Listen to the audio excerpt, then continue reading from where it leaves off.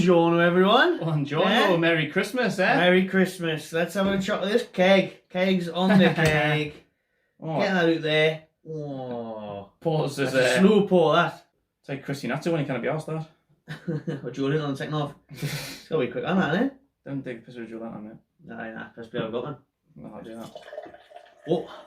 Again, got a little bit more action going there. There we go. Yeah, look at that. There, Harry, on I there. didn't take that long.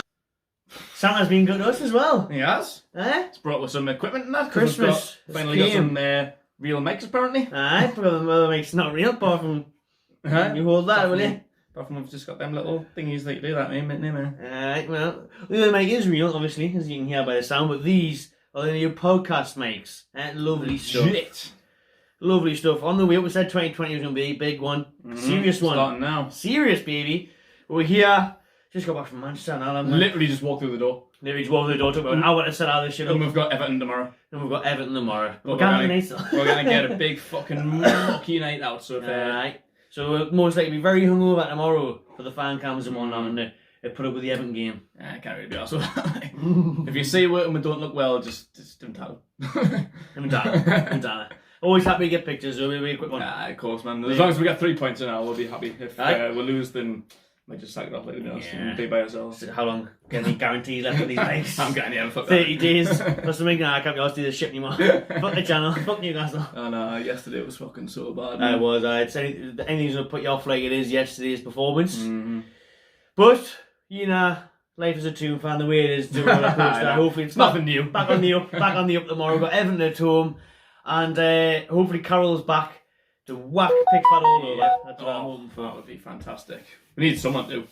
But he hasn't got a good record since James's Pickford, does he? No, last year, man, he got much 2-0 up at half time. He's fucking giving it the big and oh, what a fucking belt. I'd love to see that. That was class last year. Unreal. Really enjoyed that. That was one of the best games of the season. 100%. 3-2. The spirit of the lads, the comeback, the goals, but just the whole Pickford as well. It's like a proper opera on it, proper drama. Newcastle and Newcastle and Everton has become like a bit of a derby in the last couple of years. I think because of Jordan we get on we get really well. Loads of we get on with Everton. I ain't got a problem with Everton, but loads of Newcastle fans here on Twitter and that. You see like Everton Newcastle fans fucking proper bash them. Like Toon fans call them the Scouse Mackems. Yeah, exactly.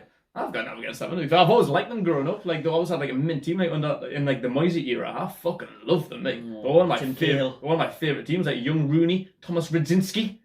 Thomas Gravison, Lee Carsley, unbelievable team. Big fan. Big fan. We appreciate it. But nah, we do get on well with them. Yeah. But all that aside, tomorrow, fuck it tomorrow. We want to get back onto the wins. Absolutely. And phones ringing, the interceptions in the SA. Thought it was very nice.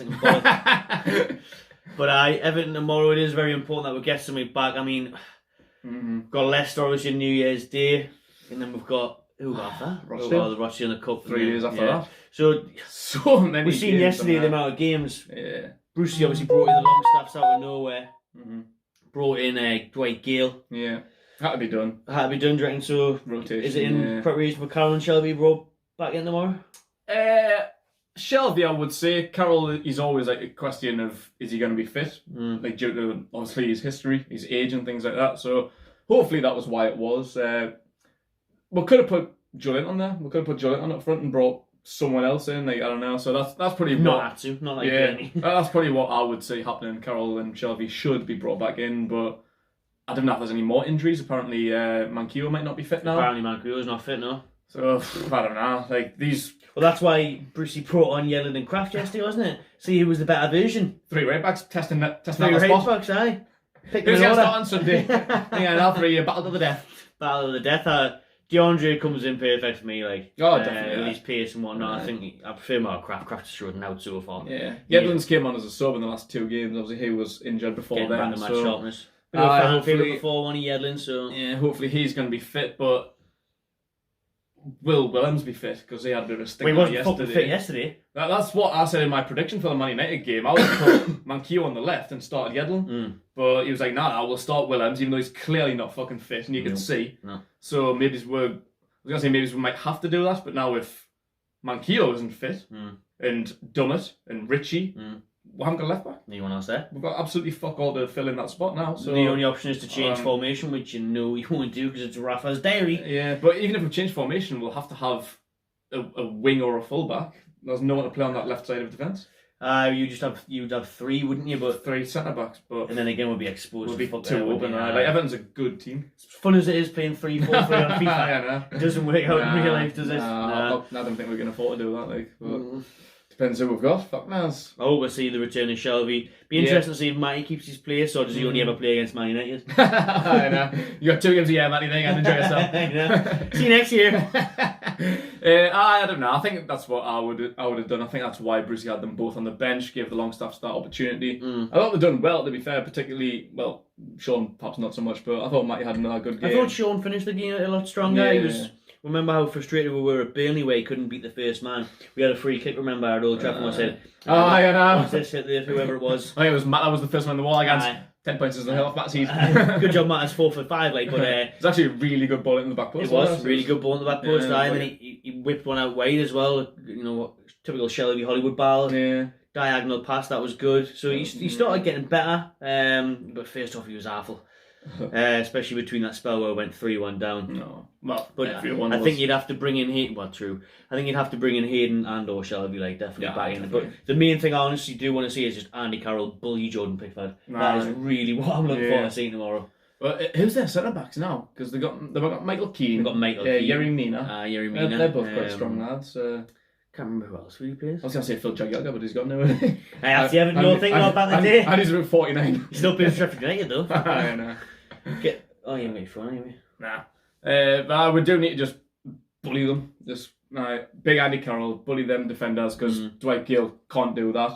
They had a difficult game yesterday against missed another chance. Maguire and Lindelof. They're both strong lads now. Like he can't do it. Joelinton had a good game yesterday. He was strong, particularly for the goal. So I think he'll probably keep his spot out on the left. Carroll up top, hopefully. Give Almir on the number 10 little free roam. Hopefully it's 2-2 at St James's Park for him. Another goal at home would be beautiful. I think so Andy Carroll up top. The presence of them for Everton up top with Dominic Calvert-Lewin. Big fan of his, man. And he scored the win off them on Boxing Day. At Burnley, Ancelotti's first game. That's the worrying thing. Like if Silva was still here, I'd definitely fancy to get a win. I'm still not since he too... left Big Dunk when he came in. Like, true. Like they were unbeaten under him. 2 games, 1 draw, 1 loss against United. 1 draw and 1 win against United and Chelsea. Ancelotti's first game. So they're 3 games unbeaten now since they got rid of Silva. And that's got to be mostly Dunk now because he only got appointed a couple of days before the game, didn't he? So he can't have had that much of an impact on Ancelotti. He's a serial trophy winner. I still can't believe he's went there. I think he'll do big things. I think it's a major signing for them. I really do in terms of Everton showing ambition. They've got that new ground that they want to get into. I think Ancelotti, though, I was reading the day on Sky about how he put Seamus Coleman as like the 3rd centre back, so he wasn't really playing right back the other day. Like Kyle Walker for England. Pretty much, and because they were playing with free at the back against Burnley. As they just got back from Manchester, I haven't even seen any highlights yet. In the back 3 was Coleman and Digne. I don't know who was in the centre. So both of them were just flying up and down the wings. So he's giving them a lot of freedom. So they'll possess that threat of getting in behind, like because Digne free kick master and he's bit of pace. Well, so in the back 3 of so that Digne, can't remember who the centre was, probably Keane and then Coleman. So they were just allowing them to go out wide. So I was just reading the Sky Sports article. I haven't seen any footage or anything. We're seeing Calvert-Lewin's winner when we're in the pub. I've seen that. But in terms of that, so he's obviously changed that very quickly, but he's still only been there a week or so. He's still not really been able to have an impact. I still fancy to get something. We haven't been beaten at home since the first game of the season. Exactly, that's what I'm going for. Like I'm optimistic about this game for that fact that St James has now become a fortress once again, and even being 2-0 down to them last season, we've still got a win against them. They haven't had a great season. Like they've had 3 games unbeaten, but that season overall hasn't been great. Shocking, especially for the amount of money they're saying. And they've got great players. Well, I don't know what's going on, but now Ancelotti's in, and they've still got Big Dunk is assistant up somewhere in the role somewhere.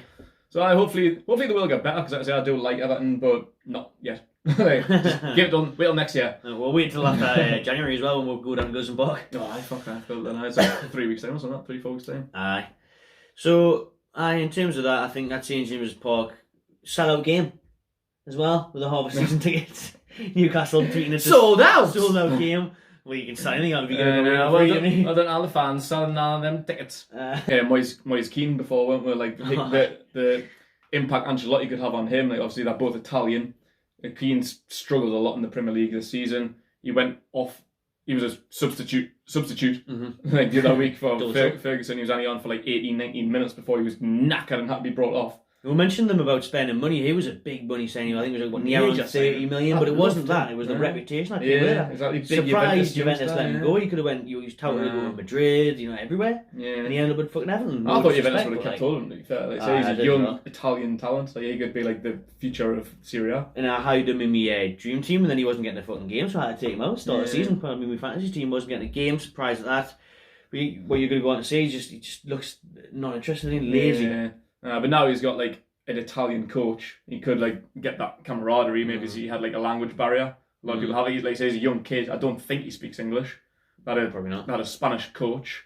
Like so, hopefully Ancelotti can be like a mentor to him and teach him the way of the ropes. He knows the English game. He's been here before, so he could see him flourish in the second half of the season. Like, Ancelotti's well known for his man management. That's apparently what gets him through it. So I reckon he could have a big second half of the season. Him if he can get fit, if he can last longer than 19 minutes.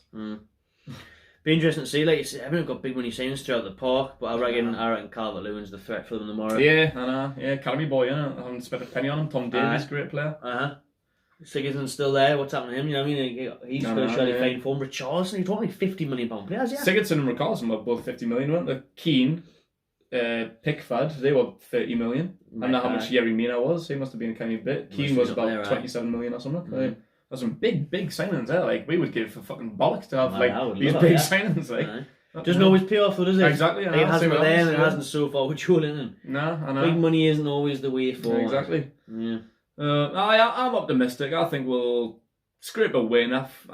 Would you be happy with the points? I think a draw would be a decent result. It wouldn't be a bad result. No, I think the main thing is like we hope to get a reaction. Yeah, it's happened after the defeat of Leicester, the defeat of Villa, and now hopefully after the defeat against Man U, we need a reaction. We've seen it before. Keep the unbeaten run going at home. Yeah, I wouldn't mind a draw, and that is my prediction. To be honest with you, I'm going for a 2-2. Desmond. Who was it? Would be after the Leicester 5-0? Was that Man United? Maybe now. Because we had like a big reaction after the 5-0. Didn't come in for the suspended in. He did. So yeah, after the 5-0 loss to Leicester, went and beat Man United. Now we've just been drubbed. That was probably our second worst defeat of the season last night.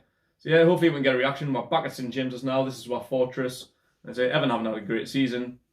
And I think we can get a win against them because we have been a bit of a bogey team for them like over the last couple of years, like giving Pickford the yellow. I think Bantan. I can't wait more of that wind up. When that gets to him again, like you need to sort your head out. I know. You need to sort your I was saying that last season. Like I thought that's embarrassing on his part. If I was an Everton fan, I'd be fucking raging. It has. Like you're not playing for Sunderland. He did cost him the game. You are not a Sunderland player anymore. I know. Like leave that shit at home. You play for Everton. Fuck off. After 90 minutes, if you win, if the game finished 2-0, 2-1 at Everton, fucking then give a banter. No. Not during the game. You haven't won the game yet. Like, how much was his head gone though? Like we would put a shot wide, he'd go and collect the ball off the ball where he'd be like, he's fucking giving not the crowd. Like, you're England number one. What are you doing? Like I think that should be like something that you should carry with you, not just an England squad. That should be something like Gareth Southgate or someone in the FA. You have more of a responsibility. Drilling into him, you're the number one. You're not like a rotation player, like you're not like a James Milner or something like that. Bad enough. You're the number one. You're guaranteed to be in the England team every time we play. Like you're going to away grounds and fucking winding people up like Cam Cunts and that. Can't be doing that. You need to grow up where he came from. He's known for that. Though. He's always in the papers for fighting on nights out. He was in the darts the other day, fucking neck and a pint on him. I love that in a way, but it's good crack. At the same time, it's like I don't really look because you're whacking, but and also talking about 37 seconds of the down pint. Sure, most of them. Test me. 39. Got a long night ahead of it. But Pickford as well. Like, where was it? Was it the boxing or whatever was on at the arena when he was there? And someone said, "Oh, Pickford gonna get a photo." He's like, "That's good photo." Didn't react that too bad to be fair to him, but he needs to put that in the back of his locker. I think the awful thing is like. He's got to learn from it. It's got to be different tomorrow.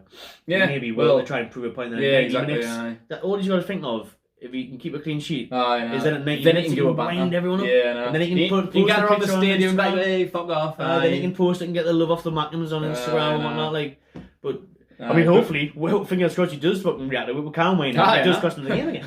Brilliant. More the merrier. That's what I think.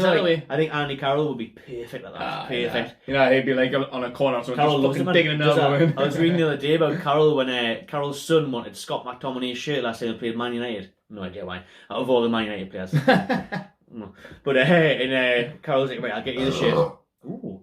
Carroll's like, right, I'll get you McTominay's shirt, and then throughout the entire game at St James's Park, Carroll was just winding him up. Was he? Yeah, he was saying he was fucking like, you say elbows in his ear all the time, and he went back home and he's like, aye son, can't get that shit. Couldn't get that shit. Like McTominay was just like, oh, I'd like handshake at the end of the game, like.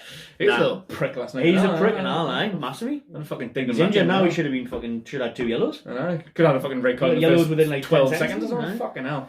But so Carroll, wind up merchant. You know, we've got it in them. It must be up here. I remember Stephen Taylor was bad for it. When Stephen Taylor getting keeper's face, isn't it? But we'll try and win the main games. That's half the battle. But I'll go for a 2-2.